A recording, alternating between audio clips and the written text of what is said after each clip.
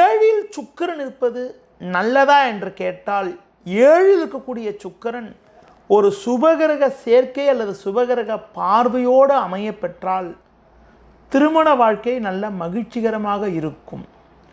ஆண்கள் ஜாதகத்தில் சுக்கிரன் 7 சுபகிரக பார்வை சுபகிரக சேர்க்கையோடு இருப்பது மிக மிக ஒரு சிறப்பு.